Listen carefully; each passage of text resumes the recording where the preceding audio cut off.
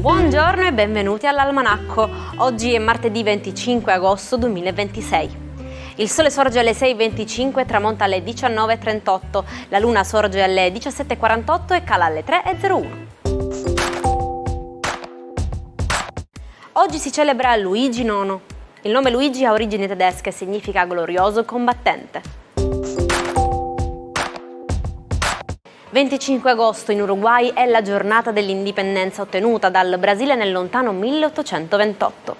I festeggiamenti iniziano la notte del 24 agosto con la festa notturna più importante dell'Uruguay, chiamata la Noche della Nostalgia, ossia la celebrazione della nostalgia, il ricordo di un passato migliore, e continuano fino al 25 agosto. Assieme a Natale e Capodanno, quando in questo emisfero inizia la stagione estiva, questa celebrazione raccoglie tantissima gente e si caratterizza per coinvolgere tutte le età, soprattutto i più adulti, i quali chiaramente incarnano alla perfezione lo spirito originale ricordando i vecchi successi. Sono 56 le candeline per l'attrice e modella tedesca Claudia Schiffer. La sua carriera raggiunge l'apice negli anni 90, sia per la bellezza che per la straordinaria somiglianza con Brigitte Bardot. Tra le modelle più famose e più ricche del mondo, nel 2010 annuncia il ritiro dalle passerelle, restando nell'ambiente come creatrice di una linea di capi in cashmere venduta in tutto il mondo. Festeggia 44 anni l'ex ministra italiana Lucia Azzolina. Iscritta al Movimento 5 Stelle, ha guidato il Dicastero all'istruzione dopo le dimissioni di Lorenzo Fioramonti nel governo Conte bis dal 10 gennaio 2020 al 13 febbraio 2021, in piena pandemia. Ed infine tanti auguri al modello israeliano Raz Degan, che oggi compie 54 anni. Diventa popolare in Italia come protagonista di diversi spot televisivi, poi intraprende la carriera di attore recitando in produzioni italiane e statunitensi. Una su tutte il film Prêt-à-porter di Altman.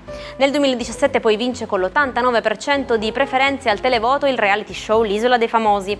Dal 2002 al 2015, anche se con diversi periodi di crisi, ha avuto una discussa relazione con la showgirl Paola Barale. Al cospetto del Senato veneziano, lo scienziato Galileo Galilei mostra il funzionamento del primo telescopio rifrattore della storia. È il 25 agosto del 1609, ben 417 anni fa. In realtà esistevano altri telescopi di fabbricazione olandese che Galileo aveva perfezionato notevolmente, cercando di aumentarne la capacità di ingrandimento. Ma la vera rivoluzione in realtà sta proprio nel suo primo utilizzo astronomico, che consente a Galileo di fare scoperte scientifiche importantissime. Dai paesaggi della Luna ai satelliti di Giove fino alle macchie solari. Ma sapreste dire quanto è lontano l'orizzonte? Prima di tutto dipende da dove ci si trova. A livello del mare dista circa 5 km, ma dalla cima dell'Everest la distanza diventa di 335 km. L'orizzonte infatti non è un limite preciso, è definito come il punto fino a dove riusciamo a vedere, perché poi la curvatura della Terra ce lo impedisce. Pianeti più piccoli della Terra hanno orizzonti più vicini a chi li osserva. Pensate che al Piccolo Principe, che nel suo mondo riusciva a vedere tantissime volte il tramonto, semplicemente camminava. Benvenuti al nostro appuntamento quotidiano con gli astri. Vediamo insieme cosa riserva il cielo per questo martedì di fine agosto, tra spinta all'azione e intuizioni brillanti. Ariete. Siete un vero vulcano di idee oggi, ma attenzione a non pretendere che tutti viaggino alla vostra stessa, altissima velocità. Sfruttate questa grinta per portarvi avanti nei vostri progetti. Toro.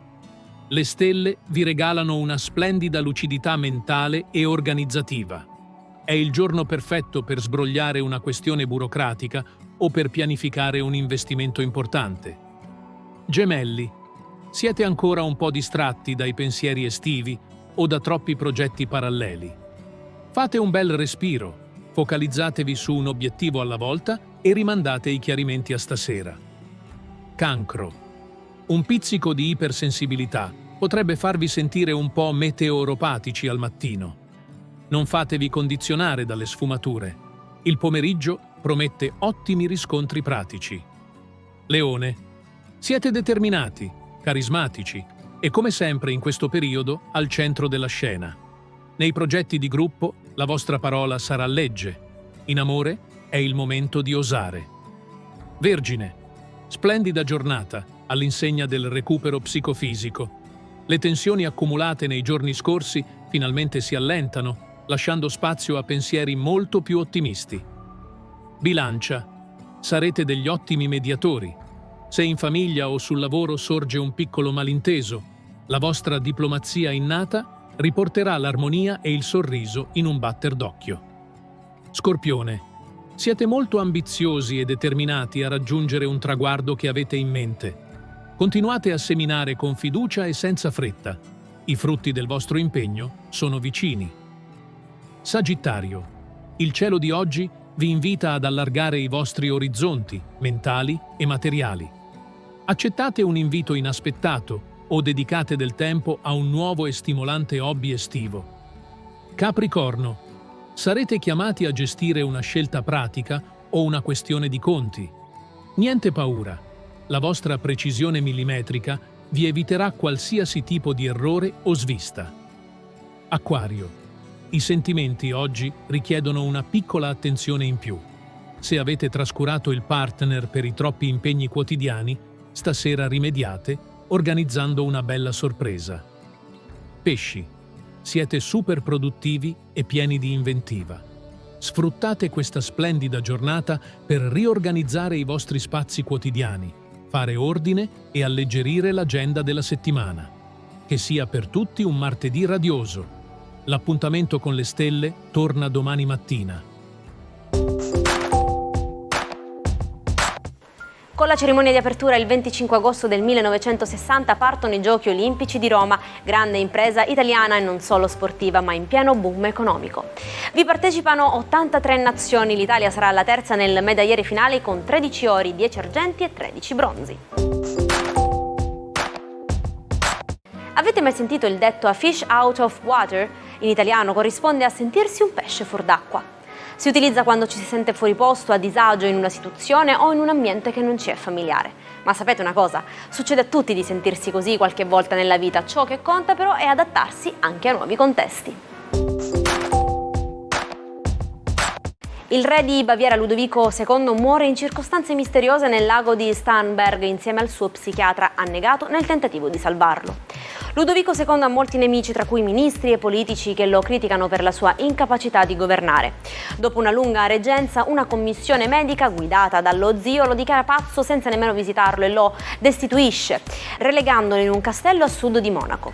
Il giovane re, salito al trono a soli 18 anni, vive con la paura delle malattie mentali che hanno colpito la sua famiglia e tormentato dai sensi di colpa per le sue relazioni omosessuali. Ma ciò che gli vale il soprannome di Re Pazzo sono le sue spese esorbitanti per costruzione di castelli, tra cui il più famoso situato a 965 metri di altitudine. E ci salutiamo con la nostra amatissima frase del giorno. Ed è il pensiero della morte che, infine, aiuta a vivere. E per vivere appieno dovete essere curiosi, quindi seguiteci anche domani per scoprire nuovi spunti ed informazioni da tutto il mondo. Una buona giornata dalla vostra Jaire.